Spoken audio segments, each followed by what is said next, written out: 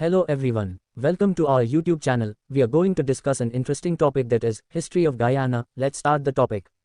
Guyana, officially known as the Cooperative Republic of Guyana, sits on South America's northern coast, forming part of the historic mainland British West Indies. The name, Guyana, originates from an indigenous term meaning, land of many waters. Georgetown is the capital city of Guyana. Guyana is situated in central north of the South American continent with a coastline at the North Atlantic Ocean. Countries with international borders to Guyana are Brazil, Suriname, and Venezuela, and it shares maritime borders with Trinidad and Tobago and Barbados. History of Guyana. In the early history of Guyana, the region saw the arrival of its first human inhabitants around the first millennium BCE, including groups such as the Arawak, Carib, and possibly the Warao. These early settlers engaged in shifting agriculture and hunting for sustenance. Scholars hypothesize that the Arawaks and Caribs originated in the South American interior and gradually migrated northward, eventually reaching the present-day Guianas before moving on to the Caribbean islands.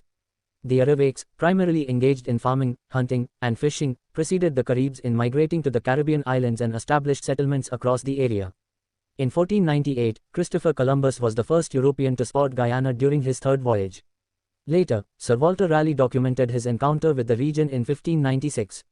However, it was the Dutch who established the first European colonies, Pomeroon in 1581, Essequibo in 1616, Babais in 1627, and Demerara in 1752. After France invaded the Dutch Republic in 1795, Britain took control in 1796. The London Convention of 1814 formally transferred Demerara, Essequibo and Babais to British control. In 1831, the colonies of Demerara, Essequibo and Babais merged into a single British colony called British Guiana. Venezuela has long contested the area west of the Essequibo River since Guyana's independence in 1824. Simon Bolivar warned Britain about settlers encroaching on Venezuelan claimed land. An international tribunal in 1899 ruled in favor of Britain. From the Anglo-Dutch Treaty of 1814, Britain inherited Dutch territory, including lands between the Orinoco and Corentyne rivers. Dutch sovereignty over these settlements was recognized by Spain in 1648. However, the treaty did not specify the boundary between Spanish Guiana and Dutch Guiana. In May 1966, Guyana gained its independence from British colonial rule, marking the beginning of a new chapter in its history. However, the road to stability and prosperity was not without its challenges. After independence, Guyana experienced political turbulence, primarily due to ethnic tensions between the Indo-Guyanese and Afro-Guyanese populations.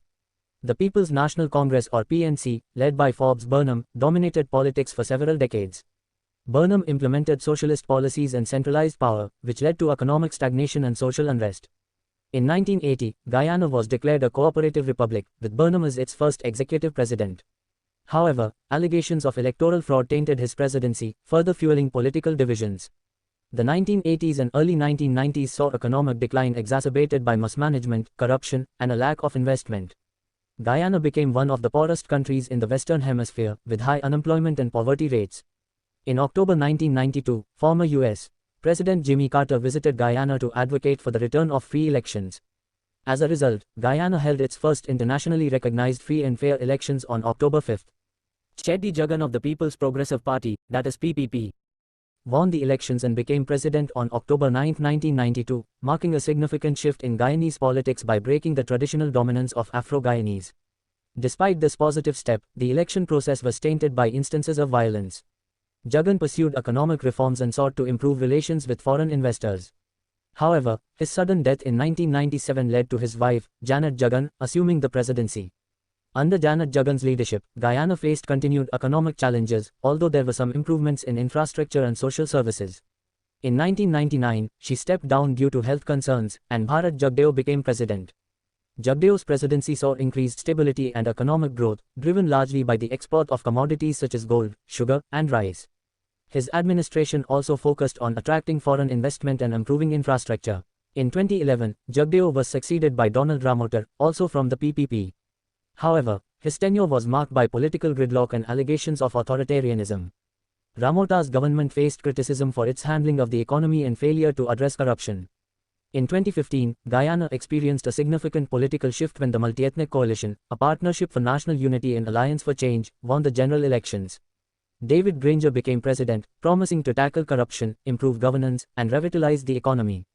Granger's administration faced numerous challenges, including a struggling economy, high crime rates, and border disputes with Venezuela. Despite efforts to attract foreign investment, progress was slow, and dissatisfaction grew among the population. In 2020, Guyana made a historic discovery of massive offshore oil reserves, promising to transform the country's economy. However, concerns were raised about the government's ability to manage the newfound wealth transparently and sustainably. In 2020, Irfan Ali, representing the PPP, won the presidency after a tumultuous election process marred by allegations of fraud and delays. His administration faces the daunting task of managing the oil wealth responsibly while addressing long-standing issues of poverty, inequality, and ethnic tensions. As Guyana navigates its post-independence journey, its people remain hopeful for a future of prosperity, unity, and sustainable development. This was Guyana's history. I hope you enjoyed it. Please, don't forget to like, share, and subscribe to my YouTube channel.